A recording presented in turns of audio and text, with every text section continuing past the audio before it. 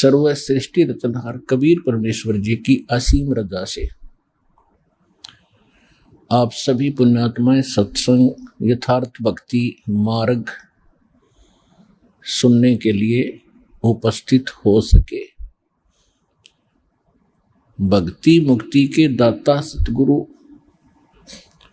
भटकत प्राणी फिरंदा उस साहिब के हुक्म बिना नहीं तरवर पात हिलंदा। परमेश्वर ने ये निर्धारित समय किया हुआ है कि जिस समय कलयुग 5505 वर्ष बीत जाएगा, उसके बाद कुछ ही समय में पूरा विश्व मेरे भक्ति करेगा कबीर भगवान की, और इस काल के जाल से परिचित होकर के यहाँ की किसी भी वस्तु की डिमांड हृदय में नहीं रहेगी, और सत भक्ति करके सभी सत उपदेशी प्राणी सतलोक चले जाएंगे, परमात्मा प्राप्ति करेंगे।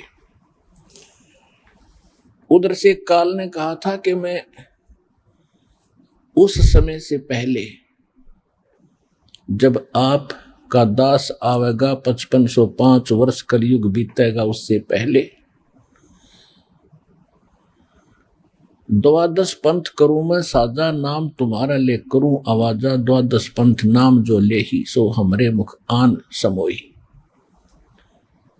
और अनेक पंथ चलाऊं या विद जीवों को भरमाऊं।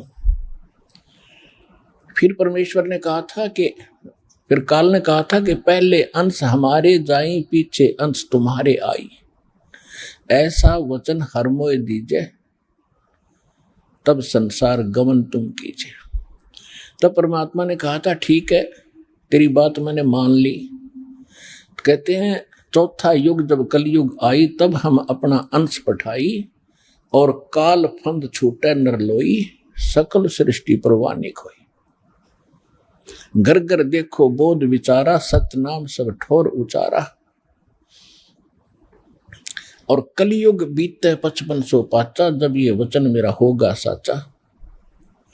कलयुग बीत जावे जब एता, तब सकल सृष्टि सकल जीव सभी जीव परम पुरुष पद चेता, यानी उसके बाद सभी जीव सभी प्राणी परमात्मा के उस परम पद की जानकार होंगे।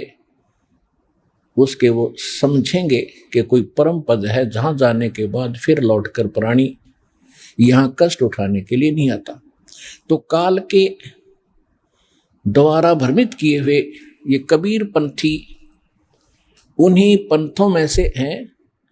और परमात्मा ने कभी धर्मदास जी से कहा था कि धर्मदास जी मेरी लाख दुहाई, अभी ये मूल ज्ञान किसी को बताना नहीं है और ना किसी को सार शब्द देना है। इसको तब तक छुपा के रखना है जब तक ये सभी पंथ नष्ट ना हो।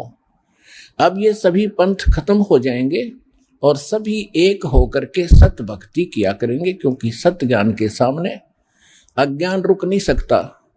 सूर्य उदय होने के बाद अंधेरा नहीं रह सकता। अब ये परमात्मा के सत्य ज्ञान का सूर्य उदय हो रहा है, कुछ ही दिनों में ये शिखर में होगा, तो सब अज्ञान और ये नकली संत अपने आप ठिकाने बैठ जाएंगे और साफ रास्ता कर देंगे। सब बच्चे भगवान की शरण में आएंगे। अब कलयुग में ये काल के जो प्रेरित दामा खेड़ा से संबंधित कुछ जो दामा खेड़ा से संबंधित एक गद्दी चली आ रही है, वो धर्मदास जी के वंशज मानते हैं।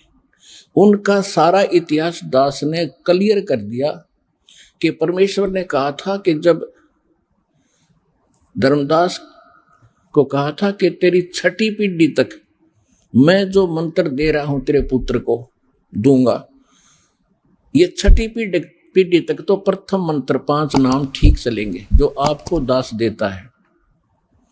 उसके बाद कहा था कि उसके बाद तेरे पंथ के जो छठी पीढ़ी का होगा, छठी पीढ़ी 5वीं तक ठीक चलेंगे, छठी पीढ़ी को एक टकसारी पंथ, जो काल के पंथों में से 12 में से एक है टकसारी पंथ, उसका प्रवर्तक उस छठी पीढ़ी तेरे वंशज को, छठे पोते को डिस्टर्ब कर देगा और कहेगा कि तुम काल के नाम जाप करते हो, 500 इन देवताओं के, और बात करते हो सतलोक और सचखंड की। इससे वो भ्रमित हो गया और यही हुआ। उसके बाद उस दामा खेड़ा से संबंधित गद्दी पर यथार्थ भक्ति नहीं रही।